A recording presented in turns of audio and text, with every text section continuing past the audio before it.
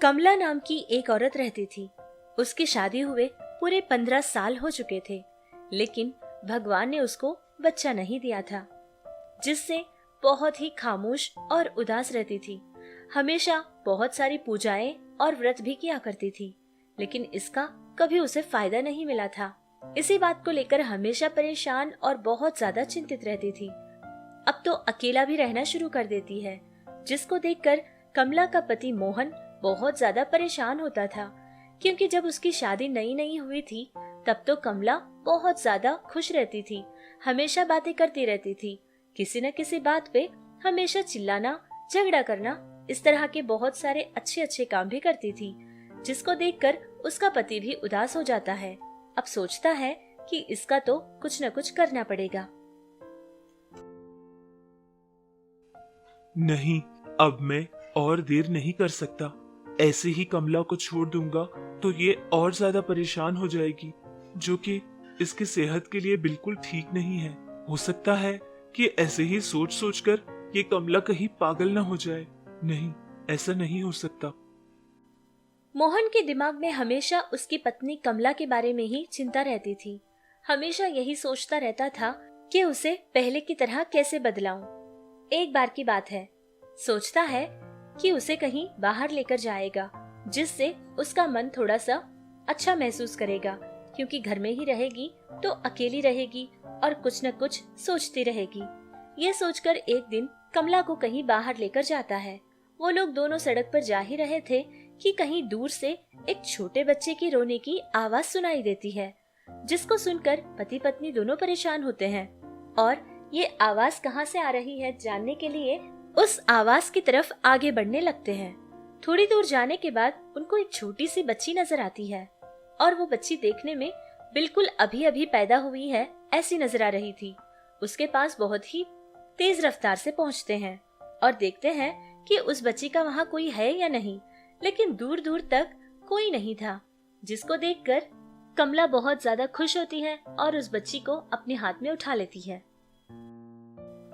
सुनिए, इस बच्ची को हम अपने साथ अपने घर लेकर जाएंगे। उस भगवान ने हमें बे औलाद रखा, इसी वजह से मैं इतने सालों से बहुत दुखी थी। क्या पता भगवान ने हमें इस बच्ची को हमारी औलाद बनाकर भेजा हो। हम इस बच्ची को अपने साथ घर ले जाते हैं ना। लेकिन कमला, हम इस बच्ची को अपने साथ कैसे ले जा सकते हैं? ये तो गलत होगा ना। इस बच्ची का कोई आकर यहाँ ढूंढेगा और बच्ची उनको नहीं मिलेगी तो कितना परेशान होगा। और हो सकता है कि कोई इस बच्ची के लिए दूध लाने के लिए गया हो और आने में उसको थोड़ा समय लग गया हो। हमें ये भी तो नहीं पता कि इस बच्ची का इस दुनिया में कोई है कि भी नहीं। ऐसे ले जाना बहुत गलत होगा कमला। अच्छा ठीक है, अब तो दोपहर हो गई है ना, हम शाम तक यहीं बैठकर इंतजार करेंगे कि इस बच्चे का कोई है या नहीं। अगर कोई आएगा तो हम इस बच्ची को उसको दे देंगे, और अगर कोई नहीं आया तो हम इस बच्ची को अपने साथ हमारे घर लेकर जाएंगे। और वैसे भी इतनी छोटी सी बच्ची को ऐसे अकेला छोड़कर कौन जाता है भला। ये सब बातें कहते हुए वो अपनी पति से बात करती है। मोहन भी अपनी पत्नी को इतना खुश देखकर बहुत ज्यादा समय हो गया था, क्योंकि उस बच्ची को देखकर कमला बहुत ज्यादा बातें करने लगी और वो हंसने भी लगी, जिसको ऐसे देखकर बहुत ज्यादा अच्छा लगा था। बहुत देर तक दोनों पति पत्नी उस बच्ची को लेकर वहीं बैठे रहे। सुबह से शाम हो गई थी, लेकिन फिर भी उस बच्ची को लेने के लिए वहाँ कोई नहीं आया था, जिससे दोनों पति पत्नी उस बच्ची को लेकर बहुत खुशी खुशी अपने घर पहुँचते हैं। बच्ची को घर लाने के बाद कमला की जिंदगी पूरी तरह से बदल गई थी। जब देखो तब हमेशा उस बच्ची के साथ खेला करती थी, उससे ढेर सारे बातें किया करती थी और बहुत ज्यादा खुश होकर भी जीने लगी थी, जिसको इतना खुश देखकर कमल बहुत ज्यादा खुश हो जाता था और भगवान का धन्यवाद भी करता था।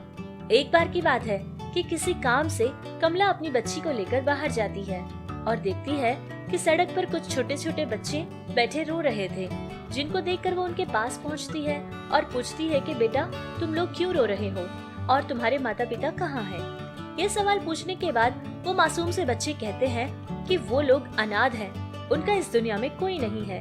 ये बात सुनते ही कमला का दिल पिघल जाता है और बहुत ज्यादा रोने लगती है।